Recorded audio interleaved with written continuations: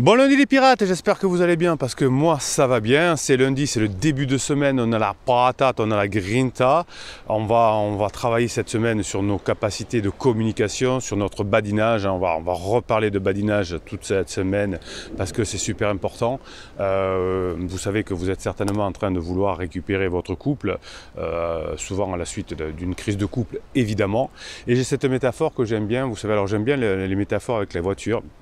Et je vous dis que souvent, on crée un couple, on achète une voiture, hein, c'est le couple, et on est deux à rentrer dedans, mais aucun des deux n'a étudié comment on conduisait, aucun des deux n'a passé le permis de couple.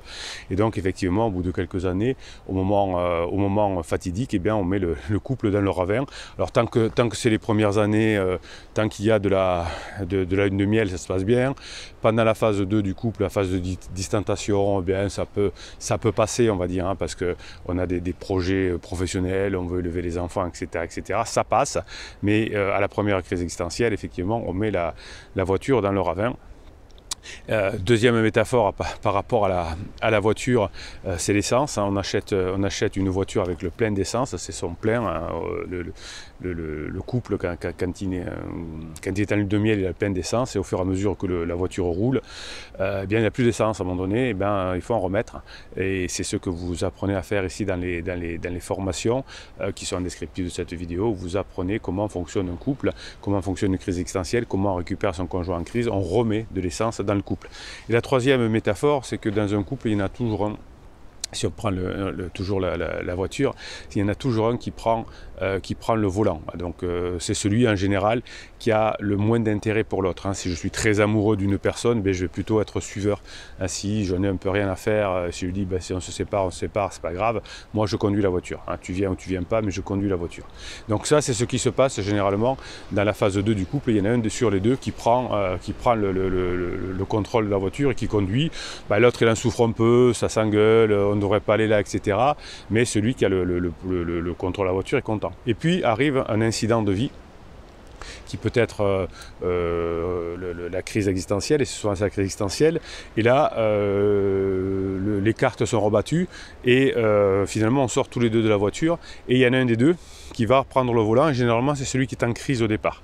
C'est-à-dire que l'événement de la crise va faire que j'en ai marre d'être à côté du pilote, entre guillemets, et donc je vais descendre, je vais prendre un petit chou, je vais prendre un pansement, et du coup je vais reprendre, c'est moi qui vais remonter dans la voiture, et c'est moi qui vais reprendre le contrôle de la voiture, et vous n'avez pas fait attention, vous êtes devenu suiveur, hein, vous essayez de faire des choses. Donc le but c'est pas de suivre, c'est pas de râler, c'est pas de faire un silence radio, c'est pas de bouder avec le silence radio, c'est pas de manipuler en disant attention, c'est pas de je vais essayer de faire en sorte de reprendre le contrôle du pouvoir en lui faisant croire que non, ça marche pas. On va pas le faire en force avec l'ultimatum, si tu me donnes pas le pouvoir tout de suite, je repars. Ben non, l'ultimatum ça marche pas. Et vous allez reprendre le contrôle de votre couple, entre guillemets, et vous allez faire en sorte que le couple, vous alliez l'amener dans la phase 4. Mais vous n'allez pas le faire en force, vous n'allez pas le faire avec la manipulation du silence radio, mais vous allez le faire en donnant envie à l'autre de vous redonner le contrôle, le volant, parce qu'il va voir que votre conjoint sera mieux si c'est vous qui conduisez, parce qu'il sera ou elle sera plus en sécurité, et ce sera plus fun si c'est vous qui conduisez, parce que vous savez mieux faire. Comment faire pour apprendre? Eh bien, on a les formations qui sont là, tout s'apprend. Hein. Le but, c'est pas d'apprendre des choses petit 1, petit 2, petit 3 et d'apprendre par cœur, ça marche pas. Si ça marche, hein, pour apprendre les maths, pour apprendre l'histoire géo, je ne sais quoi, mais après on l'oublie. Hein, aujourd'hui, si vous avez un métier hors mathématiques, est-ce que vous savez toujours résoudre des dérivées secondes ou des dérivées tierces ou des racines cubiques? Je ne suis pas sûr si ça fait 10 ans que vous avez quitté l'école. En revanche, hein, ce que vous allez apprendre, c'est ce que vous allez vivre, c'est ce que vous allez faire, c'est dans l'action. Hein, donc vous allez agir, et c'est ce qui va vous faire apprendre. Alors comment sont bâties les vidéos qui vont vous faire reprendre le contrôle du véhicule? Eh bien, ce sont des audios que vous allez écouter en faisant autre chose. Hein, vous allez les écouter, les réécouter, et comme vous allez être dans une immersion, par exemple, pour savoir comment fonctionne le badinage, je suis toujours toujours stupéfait quand on me dit mais qu'est-ce que c'est le badinage, Bruno? On est ensemble depuis 20 ans, depuis 30 ans et on ne sait pas ce qu'est le badinage. Donc ça je suis toujours, toujours stupéfait, mais bon, voilà, on l'apprend, ce sera le thème de cette semaine. Voilà, donc vous avez bien compris cette notion de métaphore, vous allez, grâce notamment au badinage, reprendre le volant du véhicule, non pas parce que vous allez l'arracher, parce que vous allez manipuler, vous allez faire une diversion, parce que imaginez que vous fassiez un silence radio, une manipulation, une lettre magique, un fuis-moi je te suis. Peut-être que sur la manipulation, vous allez récupérer votre conjoint, mais qu'est-ce qui va se passer quand il va savoir qu'il a été manipulé, que c'est toujours pas avec vous, que vous conduisez toujours pas bien le véhicule, ben, il va redescendre. Mais c'est évident Bruno, pourquoi tu ne l'as pas dit avant? Mais oui, mais si, je vous le dis. Bruno, on se calme. Ouais, vous avez compris le système? Bon. Donc en revanche, si votre conjoint voit qu'il n'arrive pas à conduire et que vous le faites mieux, quand vous allez reprendre le contrôle du véhicule, il va être content, elle va être contente. Voilà, et vous serez content aussi parce que vous allez amener le couple en phase 4. Le but, c'est pas de prendre le contrôle pour réembêter l'autre comme pendant la phase 2 pour être vous le champion de la conduite, mais parce que vous avez envie que votre couple continue et votre conjoint aussi, évidemment, puisque vous conduisez bien maintenant le couple, et donc vous allez prendre du plaisir à voyager ensemble dans la phase 4 du couple. J'adore cette métaphore. Et alors, reprendre le contrôle de votre véhicule, ça va passer par une capacité à communiquer efficacement, puisque c'est l'une des compétences les plus importantes que l'on va pouvoir développer dans la vie, cet acte de communication. Communication, ça veut dire quoi? C'est mettre en commun des choses. C'est l'inverse de l'information. Informer, c'est une image, une action, un message qui va aller d'un point A vers un point B. La communication, c'est faire en sorte que les deux messages puissent se regrouper. Donc la communication que vous allez apprendre, notamment cette semaine avec le badinage, va être à nouveau bénéfique pour vos relations personnelles, et ça va vous être utile évidemment dans tous les aspects de votre vie, puisque les personnes qui ont appris à communiquer, personne ne sait communiquer, tout le monde sait parler. Alors je vous rappelle la notion de survie, la nature nous donne gratuitement, généreusement la notion de survie. Donc gratuitement, on va apprendre tout seul à marcher. Bon, on va nous aider un petit peu, mais si on nous aide un petit peu, tout le monde est capable de marcher, tout le monde est capable de courir, plus ou moins vite, mais c'est pour la survie. Tout le monde est capable d'avoir un langage pour pouvoir dire ce dont il a envie. Donc on a une langue maternelle qui nous est gracieusement offerte par la nature.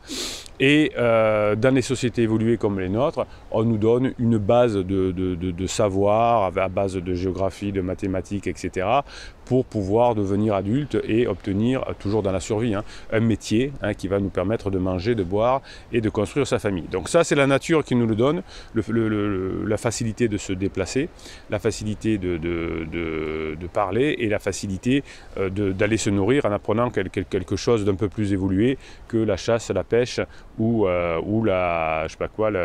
l'agriculture ou la cueillette. L'agriculture, c'est quelque chose qui demande un gros savoir-faire, gros big up à mes clients entrepreneurs. Agriculteurs, parce qu'être agriculteur, c'est aussi être entrepreneur. Donc la survie nous est donnée par la nature, tout le reste, ça s'apprend. Voilà, apprendre une deuxième langue étrangère, ça s'apprend. Savoir communiquer, ça s'apprend. Savoir mener un couple, ça s'apprend. Être heureux, c'est pas donné par la nature, c'est une technique, ça s'apprend.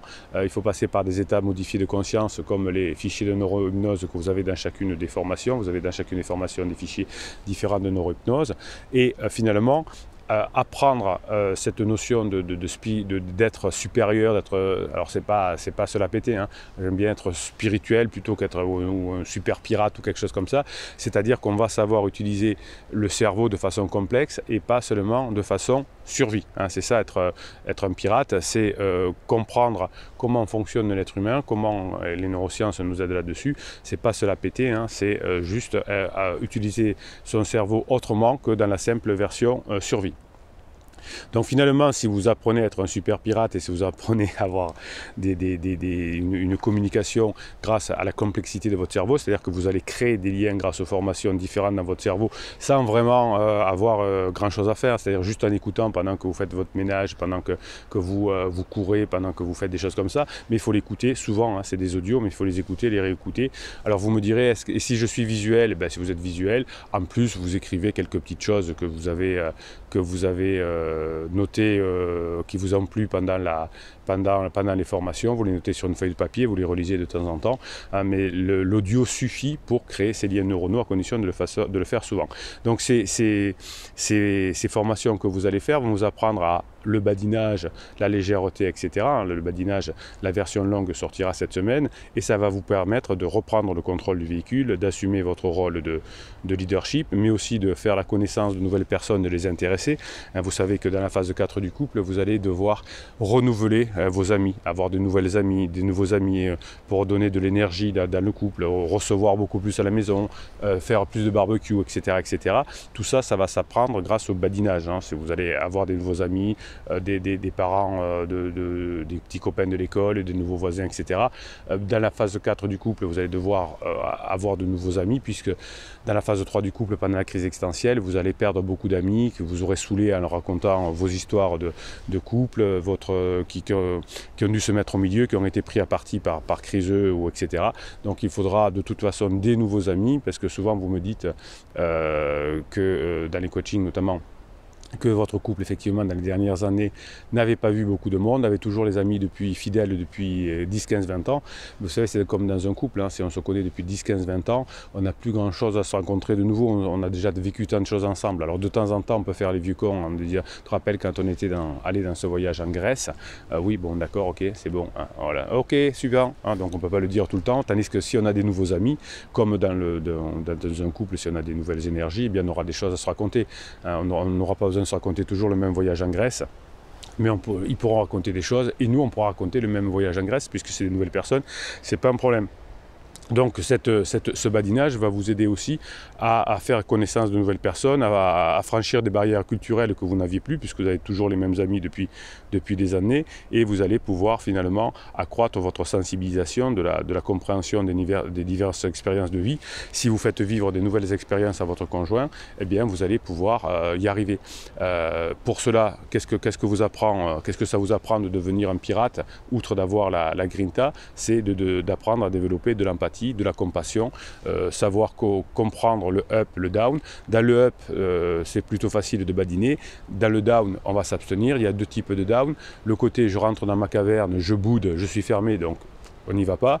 Et le côté je suis très en colère, j'ai beaucoup d'énergie négative, et si mon conjoint est là, c'est lui qui va prendre. Donc vous allez apprendre dans la formation qui sera longue cette fois.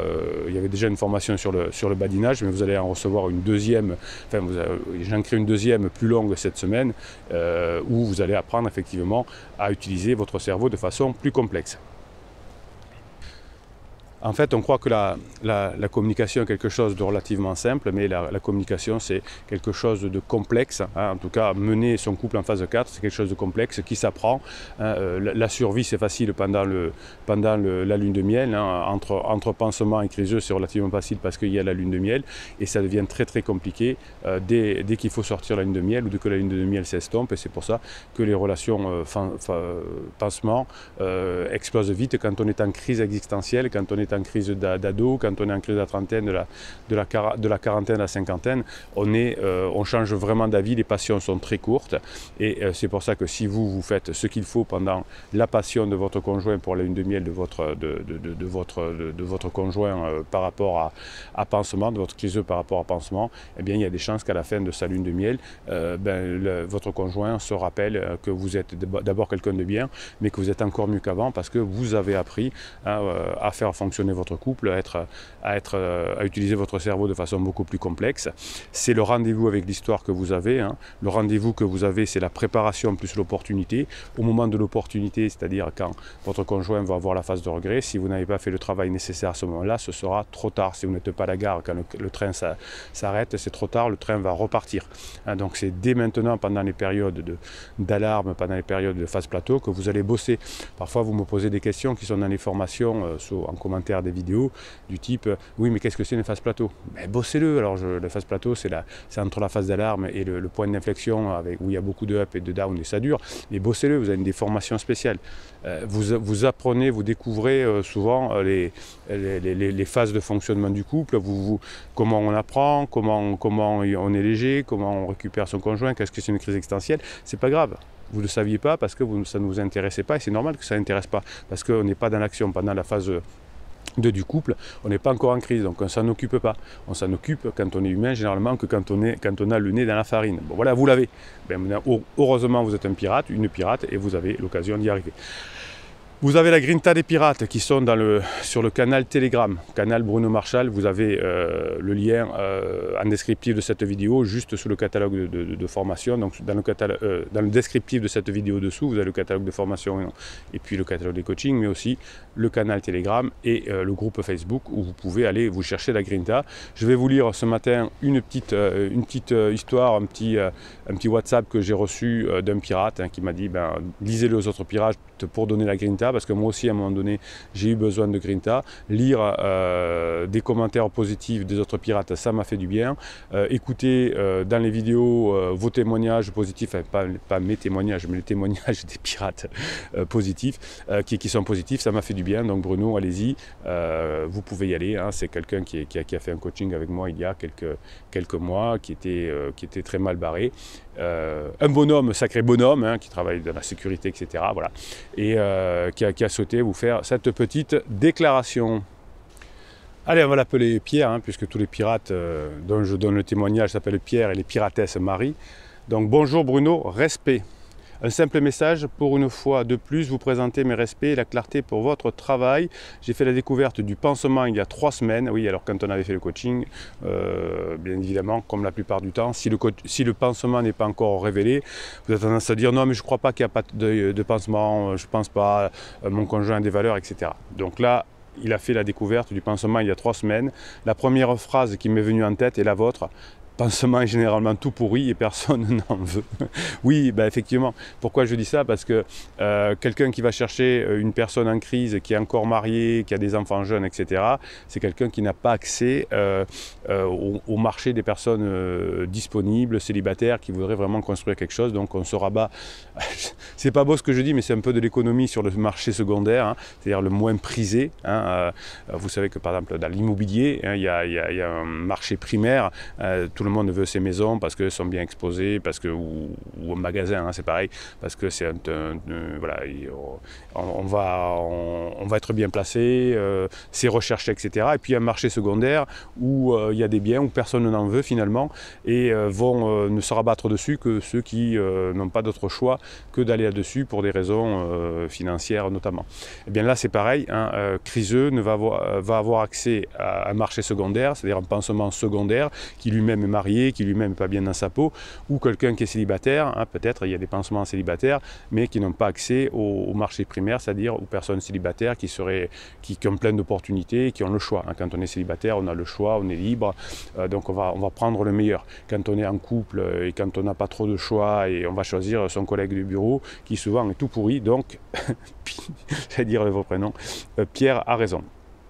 Plus que mon opposé, elle l'a ramassé dans une poubelle. C'est un ancien collègue de bureau. Tiens, dit Pierre, oui.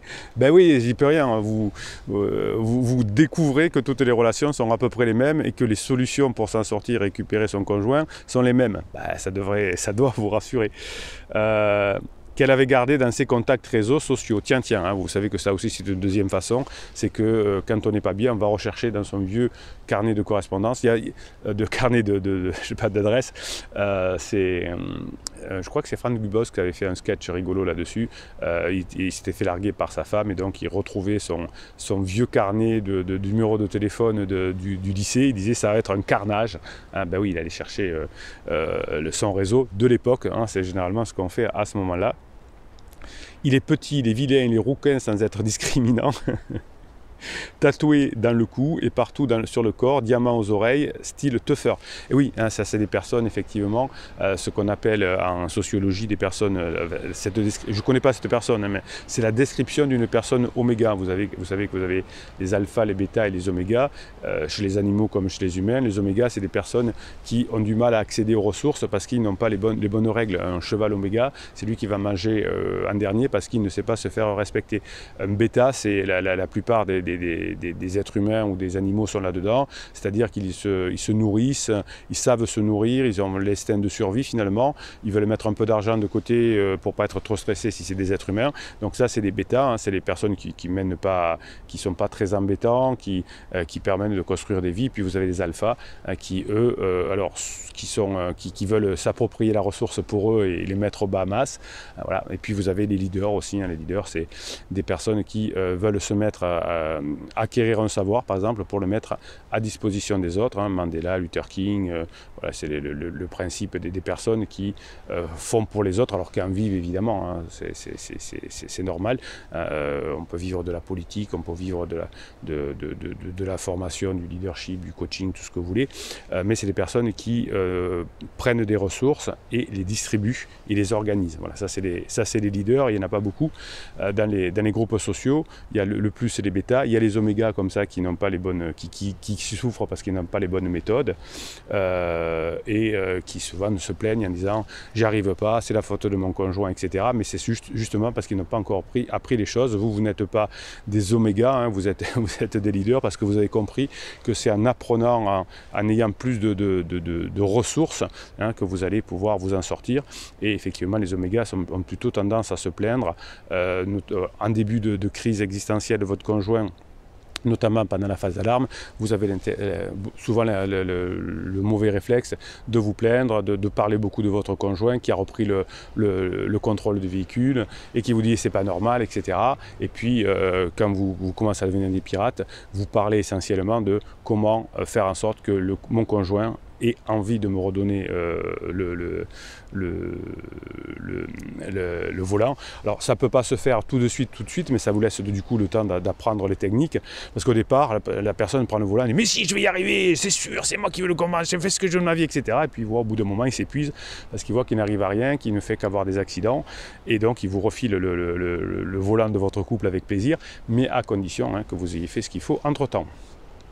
Donc elle m'a même avoué que physiquement elle n'était pas attirée, ce n'était pas son genre, en dépendance des 300 WhatsApp par jour, la bougresse. Ah oui, voilà, ça c'est effectivement le pansement, on écrit beaucoup, on se voit peu, enfin il n'y a pas non plus on ne couche pas ensemble tous les soirs, hein, au début en tout cas. Si vous faites ce qu'il faut, ça restera beaucoup virtuel et très peu en face à face. Enfin, juste pour apporter de l'eau au moulin de votre travail très calibré, PS, gros interdit, je l'ai attrapé car elle le fait dormir dans le lit de ma fille quand elle est là dans l'appartement qu'elle a pris il y a quelques mois. Ah oui, d'accord, donc j'espère qu'il ne dort pas avec la fille, l'oméga, mais qu'il dort dans le lit de la fille quand elle n'est pas là. Donc je l'ai entrepris, je vous ai dit que Pierre était un costaud. Il a chié dans son froc et il a dit à ma femme que j'étais un furieux. Tant pis, en tout cas, je me sens mieux. Elle est toute mignonne maintenant. Respect pour le travail que vous faites et merci pour les formations dans le mille. Bonne soirée Bruno. Voilà, donc je lui demande si je peux utiliser son message pour les autres. Bravo alors Pierre, je suis très fier, vous avez bien bossé. Si vous voulez, on peut faire une petite vidéo pour encourager les autres pirates qui n'ont pas encore atteint votre niveau, et de façon anonyme bien sûr. Il me répond, si c'est pour évangéliser la bonne parole, c'est avec plaisir. Donc Pierre a de l'humour. C'est vraiment grâce à votre analyse très fine. Bon, rien n'est gagné, mais depuis presque 6 mois de séparation, aucun papier en vue de sa part. Je réussis depuis quelque temps grâce à vous à prendre ça comme un jeu et à regarder leur va-et-vient burlesque, et pendant ce temps à faire d'autres rencontres discrètes qui redonnent confiance. Merci Bruno. Oui, alors effectivement on avait évoqué ça pendant le coaching. On peut faire des rencontres à condition qu'on n'a pas obligé de mettre ses enfants dans la confidence, etc., ni même son conjoint. C'est juste des pansements. On se fait plaisir, on est honnête avec Pansement, hein, on ne fait pas comme les personnes en crise, on dit écoute, voilà, passons du bon temps, après on verra, je ne sais pas ce que ça peut donner, mais je peux m'engager à rien, je peux rien te promettre, et ça c'est être intelligent, c'est être un pirate, et il n'y a pas besoin de vouloir le valider par les enfants, par la famille, etc. Vous savez, les personnes en crise qui n'ont pas confiance en elles, font valider par les enfants, je veux présenter Pansement aux enfants, ah oui, parce que de toute façon je vais finir ma vie avec lui, etc. Non, en fait, inconsciemment, c'est pour valider que ça se passera bien avec les enfants, et ça se passe pas bien avec les enfants puisque les enfants n'ont pas envie de changer de maison une semaine sur deux. Ils n'ont pas envie de vivre avec leurs parents, c'est comme ça. Hein. Les personnes qui disent les enfants s'adaptent si les parents sont heureux, etc. Lisez la littérature, lisez les neurosciences, lisez les études qui sont menées là-dessus. Hein. On ne peut pas continuer à laisser dire des balivernes. Voilà, allez écoutez, je vous laisse passer un bon lundi, hein, passer le lundi que vous méritez. Mettez-vous des formations dans les oreilles, préparez l'opportunité, le point d'inflexion. Hein. N'oubliez pas que quand le train va arriver, hein, il faudra que vous soyez sur le quai pour reprendre le contrôle du véhicule, et que votre conjoint sera très heureux que vous le preniez parce que vous êtes un super pirate. Bruno Marchal, il vous dit, passez la journée que vous méritez.